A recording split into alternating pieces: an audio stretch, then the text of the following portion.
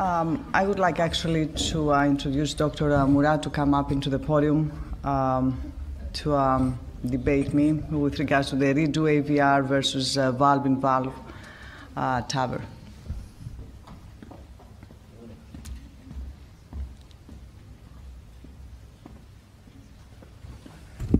Good morning. Let me start by thanking the organizers to make me part of this really wonderfully enjoyable session.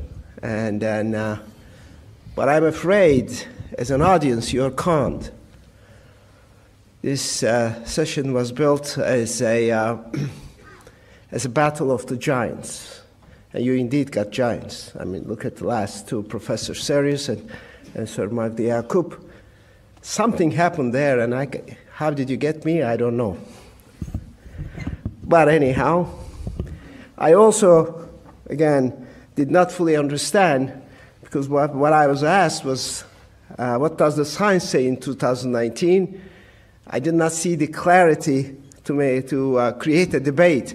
So I thought that maybe we can find a way with these two talks, somewhat not contradicting each other, but looking from two different windows, and maybe we can understand what the science says in 2009. So mine is not as entertaining my talk as Dr. Yacoub's and Professor Serious's. In 2019, we know that bioprosthetic valves are used in greater than 80% of aortic valve replacement surgeries in the United States. Based on randomized clinical trials, we know that TAVR for native valves is very safe and effective. Valve-in-valve TAVR, on the other hand, is used in patients with failed surgical prosthesis who are at high risk for redo AVR, but there is no comparative data, real comparative data, certainly no randomized data. And valve-in-valve TAVR is approved in FDA based on single-arm registries. And if you look at the valve-in-valve issue, there is one very important study I find, and that's the first large-scale registry communication about this technique. Then VIV-TAVR should be credited for that.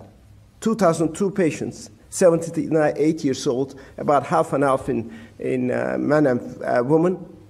They look carefully of the mode of failure, and then about two-thirds, close to two-thirds of the patients received a balloon expandable valve, large multi-center, multi-continent registry. Yeah, as any big registry had some shortcomings, but nevertheless, this was the first report of patients who were done in the 2 years between late 2010 and 2012. Look at that. Death at 30 days, 8.4%. Major stroke, 2%. Coronary obstruction, 3.5%. We know that is highly lethal complication. And another thing that Danny taught us, that if you have a small surgical valve, you get a high gradient, and then in those cases, perhaps a balloon expandable, a supraannular opening is a better choice than intraannular. But I think the small surgical valve, that's another important marker. So with this, we had some information, and then took a lot of lessons. This on the right-hand side, this information was communicated very aggressively, and I think that the TAVR community should be congratulated to learn the lesson and to find solutions to these problems. Which valves are the valves that are most prone? What is this root anatomy that gives you the highest risk for coronary occlusion? How to avoid that? Even the risk is high. What are the techniques to go around and not get that lethal complication? And as a result, a few years later, a single-arm registries sponsored by the industry using sapien valves and the core valves demonstrated very clearly coronary obstruction much less than 1%. Despite high-risk patients, quite good results. 30-day mortality 2.7% and 2.2%. And then and 1-year mortality in 12 to 14% range. But if you notice, the post gradients are 17 millimeters, 17 millimeters, 16 millimeters, so they are not as low as native valve TAVR. Well, we published a paper last year from the TVT registry, a large United States registry of TAVR patients, because we knew that there was no head-to-head trial comparing valve-in-valve and then redo surgery. That's the ultimate trial we should have, don't we? Can we compare the safety and efficacy of valve-in-valve to standard TAVR? No, because I think you can't really do a comparative effectiveness study when pathology and procedure are inherently very different. You just can't compare the apples and oranges. But perhaps you can construct a hypothesis of whether valve-in-valve TAVR is comparable to a benchmark. That is, native valve TAVR, which is already proven in randomized clinical trials that it works, is safe and effective. That makes sense. That is how we went about. We queried the TVT registry between 2011 and 2016. As you know, that in that time frame, the TAVR wasn't approved for intermediate risk yet, so these are all high and extreme risk patients. And then there were about 3,000 valve-in-valve cases by then, and valve-in-valve wasn't approved. 44,000 were linked to CMS data over age 65, so that we had 1 year data. And then we did a 1 to 2 simple matching, taking into account patients' STS prompt for reoperation, and we made sure that we used the STS score more for assessments of comorbidity. So we elevated the native valve to reoperation status. We matched the groups for inoperability and then hostile chest or porcelain aorta. So, and then we ended up with about 1,150 patients in valve-in-valve and 2,260 patients in native valve. And we looked at the 30-day outcomes as well as 1 year outcomes. And balloon expandable were 500 and 650 had the self-expanding valves. There were, despite our matching, there were differences, but if I summarize the differences for you in the two groups, there were more symptomatic in valve-in-valve, more atrial fibrillation, more pacemaker, more prior surgery, more prior CABG, more mitral valve disease, more tricuspid valve disease, lower EF, but the patients in the native valve were older, more women, less mobile, probably slightly more fragile maybe, and more diabetes. Procedural complications aligned much more with the single-arm partner and core valve registries than the old global registry. And when you look at that, the striking thing is there was no difference in complication rates between the valve-in-valve and native valve. Coronary obstruction, device embolization, perforation, aortic dissection, annular rupture, conversion to surgery, cardiopulmonary bypass. Even there is slight favorable for bleeding and vascular complications. But when you look at the 30-day and 1 year outcome of mortality, there is no doubt that the valve-in-valve, at least I don't want to use the term superior to native valve, but at least is as good as the surgical valve, as the benchmark that we chose. Same thing for stroke, same thing for heart failure and hospitalization. No difference in aortic valve reintervention. And when we looked at this in different subgroups, I just put here the older and the younger, it didn't make any difference. Every subgroup, pre-specified subgroup, we found the same difference. I think that if you do a valve-in-valve TAVR, you get a very favorable response in comparison to the benchmark. When we look at the gradients, it's a slightly different story. We looked at on the left upper panel, you see the valve-in-valve versus native valve. It's very clear that you get a better hemodynamics in the native valves. They're understandable. Every other study has shown that. And when you look at the mode of stenosis, there's much more calcium, much more, I think, that reason for stenosis in stenotic cases. You get higher gradients in that group. But it's also important to note that the baseline, of course, is different. So when you look at these gradients in aggregate, you got to take into account that there's a group of patients that were intervened for aortic regurgitation. Those patients at baseline do not have a high gradient. And when you look at here, this is the very, very important point for practitioners. Look at the surgical valve size. 19 millimeter, 21 millimeter, you stay in the 20 millimeter range afterwards. And then same thing. If you have a small valve, you can't put a larger valve, and you end up with very large gradients, which is, I think, very important. I think there is a difference. We did not do a formal comparison like some others, but balloon expandable valves, particularly in small sizes, they really don't give you a good hemodynamics, unlike the supraannular valves. Now, what are the correlates of that one-year mortality? In the global registry, I intentionally put this in here. They found that the mode of failure is important for mortality. We did not find that. Others didn't find that either. I think part of the reason is that in this study, patients with stenosis, coming with stenosis, clearly had higher gradients afterwards. That was not always the case to the magnitude in other studies. But if you look at the partner trial, and if you look at the original study or the initial study, the smaller the valves, the chances of higher mortality is there. Even in the core valve, that they didn't find this, but I think that the numbers, particularly numbers in the smaller valves, are small. When we look at our own data, we see a difference. It is usually around 1.2 to 2% if you put valves 21 and higher, but we had about 62 cases that received a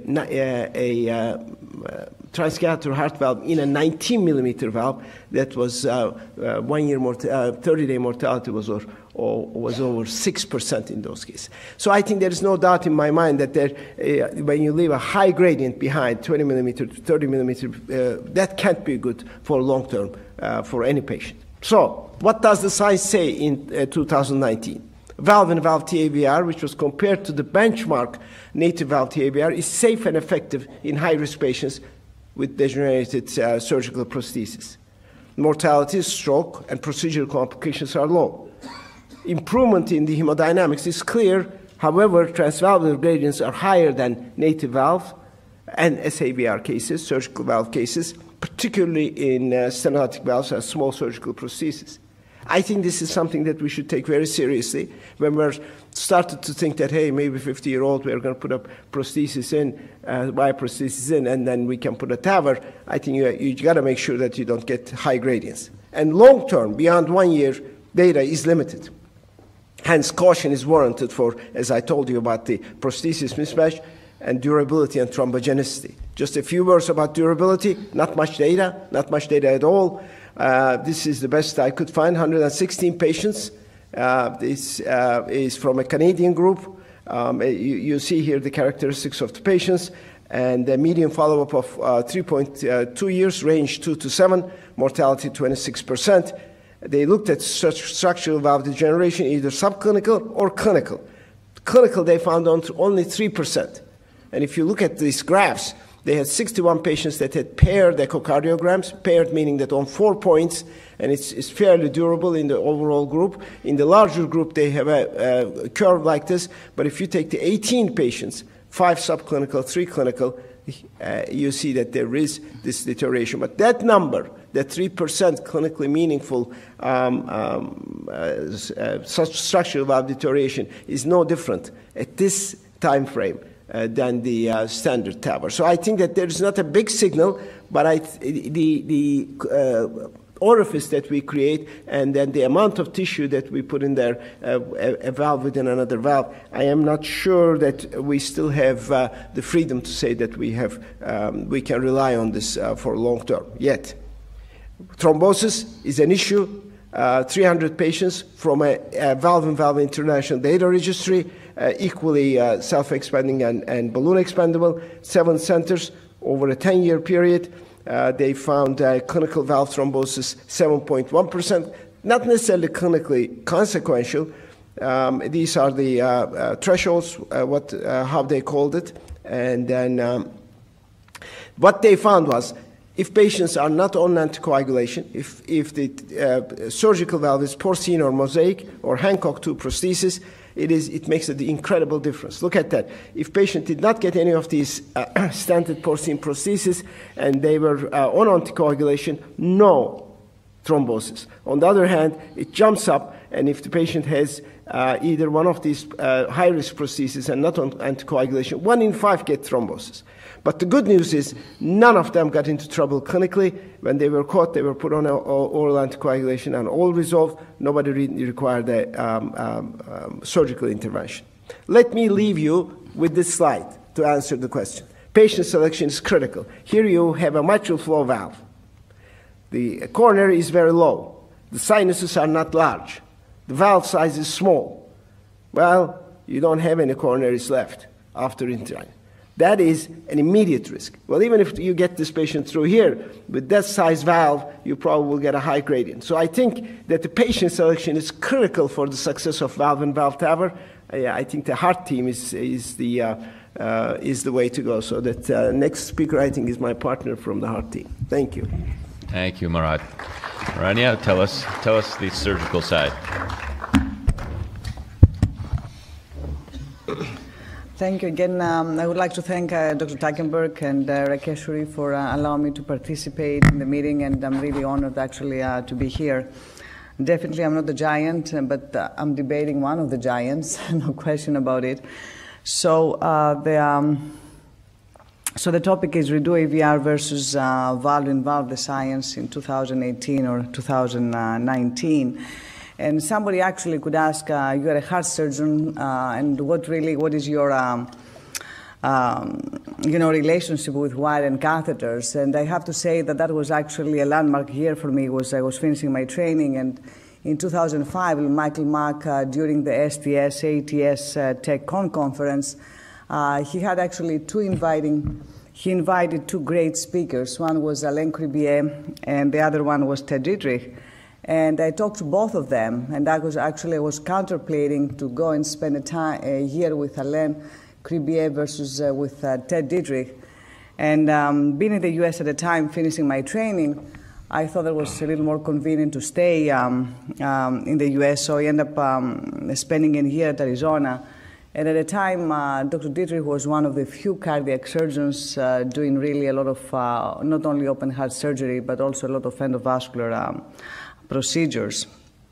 And you can see here these famous slides. Both of these slides are from him.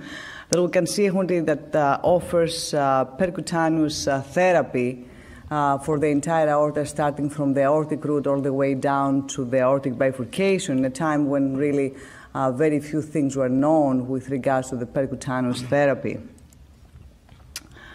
So I'm going to start this debate by this patient presentation, 76-year-old female, morbid obese, AVR 19 mosaic, 11 years prior. She was quite symptomatic, so we wanted to see what we're going to do, and of course we're part of the heart valve team, and we like also to see what the Google says, so we Google it, and in addition to our discussion. And we saw that there is this app, VIV in aortic and valve-in-valve in mitral. So when we check the VIV in aortic for the 19 mosaic, there's nothing really, there's not a lot of options. Nevertheless, we did consider that this patient was high risk, and the entire heart valve team decided to proceed with a fracture, and this is what we did. Now, after we finished actually the TAVR and the biofracture, the patient, he improved a little bit, but continues to be symptomatic.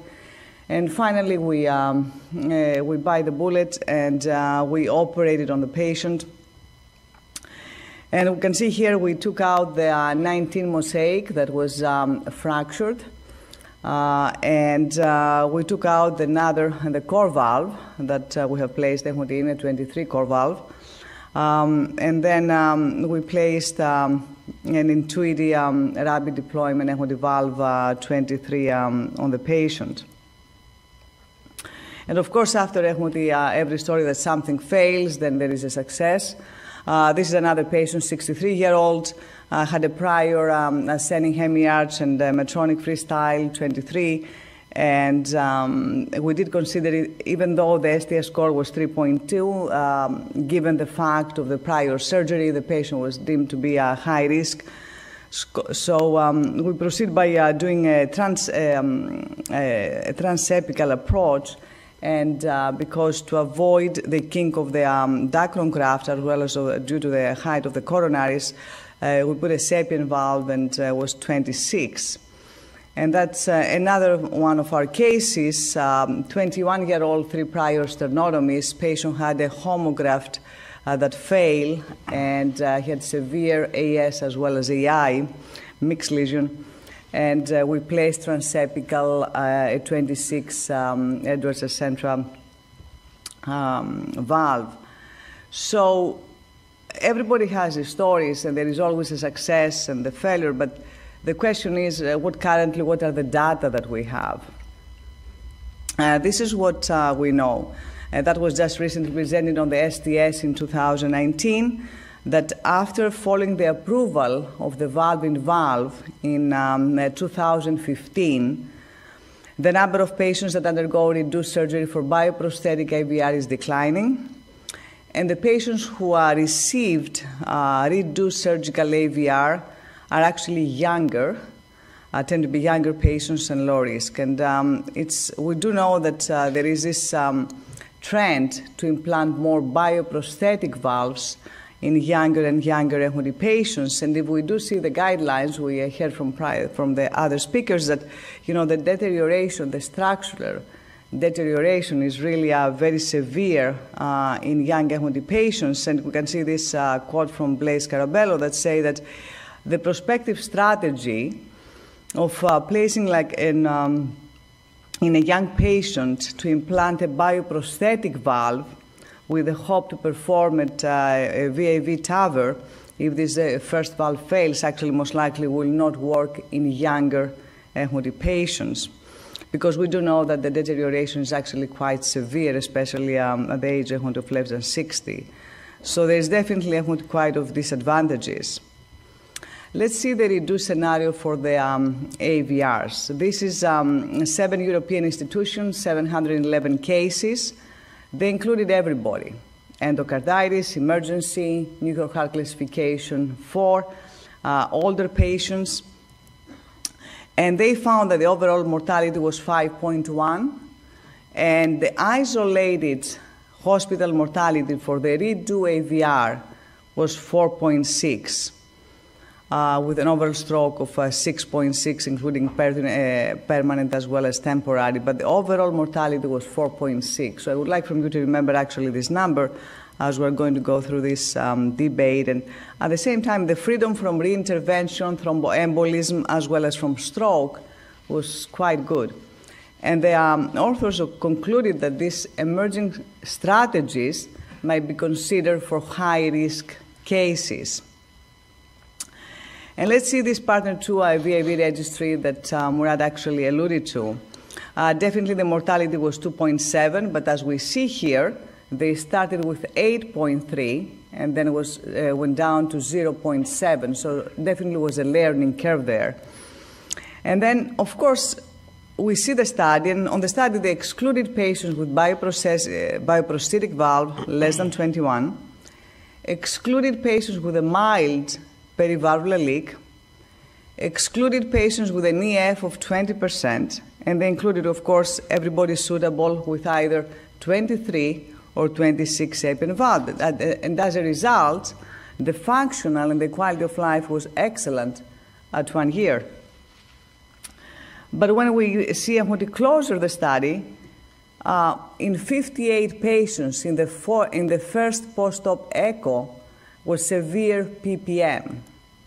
And also the surgical valves with a true internal diameter of less than 20, and we have to know that most of the 21 valves currently stented, they have less than 20 ID, were strongly associated with post-TAVR gradient. And of course, with the post-TAVR gradient, the mortality on the study found to be increased at 1 year. with a trend to be increased mortality in patients with PPM. So what we know about this study, carefully selected sites, extensive oversight. We look only like 2 sites, 23 and 26, was not inclusion of patients with smallest or largest valves, and they look only 1 valve, the SAPIEN. And here, of course, I'm quoting from Murat's excellent paper that say that in the smaller valves that actually the study didn't really include, you have the post-TAVR gradient was higher, and we know from the study that the patients with the post-TAVR gradient higher, the mortality was also higher. Of course, we'll see this data from the global registry. Overall mortality, 8.4%. You remember that the previous study that I showed you from the European for the reduced surgical AVR, the mortality was 4.6. And on the upgrade data for the 2014 with more patients, mortality remained at the range of 7 or 8%. And the patients with the smaller valves, they had poorer 1-year survival. Of course, when we see the comparative studies, and there are actually a few of them, and all of them came in 2018, you can see here, I would like for you to see this one, 4 observational studies, 489 patients. This came close to April 2018. Similar events between TAVR and redo AVR. Now, 5 studies, the previous was like 4 studies, 5 studies with less patients, so how critical we have to be when actually we see the different reports. Just this came in March 2018 that showed that there's no difference in mortality, but was some on the survival analysis that was favored the surgery. And the VIV had shorter ICU, shorter hospital stay, but the redo AVR had superior echocardiographic outcomes, lower incidence of PPM, lower TAVR gradient, and fewer perivalvular leaks. So the author said that is actually the VIV-TAVR is good for inoperable or high-risk patients, versus the redo AVR is actually should remain the gold standard for the low-risk population. And then this is actually a few months later, 6 studies, 594 patients. VIV had less permanent pacemaker. We had the same mortality, stroke, and the gradient, but there is increased risk for perivalvular leak, and this is really one of the Achilles heel for the valve in valve. So the authors again said that there is a safety and feasibility valve in valve, but in patients deemed to be high risk for surgery. And this is another study, 30-day mortality, we'll see, and the author said that both actually techniques are complementary. What is the downside? We can see the valve in valve, there is these wrinkles that actually develop, and because maybe the stent of the prior bioprosthesis prevents this full opening of the valve. As a result, we have the creation of thrombus. And you can see this is a very nice paper when actually said what is exactly should be the deployment and how the deployment should be done of the SAPIEN valve versus a core valve in a prior perimount valve with a size 23. And also they found that actually the best location for deployment for the SAPIEN valve is supraannular, 6 millimeters, versus the core valve, when the best deployment is actually at the normal position. And we see here that how the core valve, the 26 core valve, in a 21 bioprosthesis, if placed in the supraannular position, you can see this constriction here versus when it's placed in the normal position. So what do we know? That the device success is likely to be affected by the characteristics of a stenotic calcified bioprosthesis. We still have a lot of things to learn, and we're still learning with regards to the best deployment position for the different valves. We do know that we need hemodynamic performance guidelines and not just VIV application guidelines that just look geometric observance. And then, of course, we do know that valve-in-valve, one of the Achilles heel is a perivalvular left motility leak, and this is really a concern because of the suboptimal expansion. So what happened with the patients with the prior small bioprosthesis, how we deal with the problem, and we know here from Keith Allen regarding the biofracture, we have 3 valves, current, Hancock, Avalus, and trifecta that we cannot fracture. And as surgeons, actually, another way to deal with the problem is that by maybe trying in the future to implant newer valves, which actually could potentially fracture. And also, or in the first operation to avoid a small bioprosthesis and surgically enlarge the root. So as a conclusion, in 2018 and 19, valve-in-valve is safe and feasible, but it's still something that we can actually have for inoperable or high-risk patients. We do know that the redo surgical AVR is safe, and this should be the standard of care for the low-risk patients. We still don't know what actually the science will say for the intermediate risk category. There's no question that in 10 years from now, most likely valve-in-valve will be the way to go. But definitely one thing that we have to make sure is that great hemodynamic result is extremely important for the patient because this is whom we serve every day. Again, thank you for this great opportunity. Thank you very much, Ourania, and thank you again, Murat. Very comprehensive discussions by you both, and I believe that both of your perspectives overlap significantly. We're out of time, but I would ask for a last comment from each of you in terms of what you'd like the audience to take away. I think valve-in-valve TAVR is very safe. I would submit that safer than from what we know from surgical AVR, both from the standpoint of operative mortality, stroke risk, and permanent pacemaker risk. So I think that unless that there is high risk of patient prosthesis mismatch or high gradients or particularly high thrombosis risk, I would probably venture that most patients will be suitable for a valve-in-valve. They can always have a second surgery. Yes, I kind of agree, but I disagree.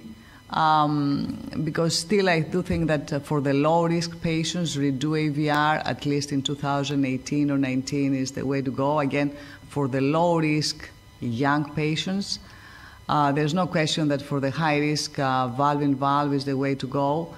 And most likely a few years from now, as we're learning more and more and the technology is improving, and we learn actually how to deploy and how exactly to deploy these different valves. I think eventually will be valve-in-valve will be the way to go into the intermediate risk category. Okay, that's it. Thank you so much. Appreciate it once again.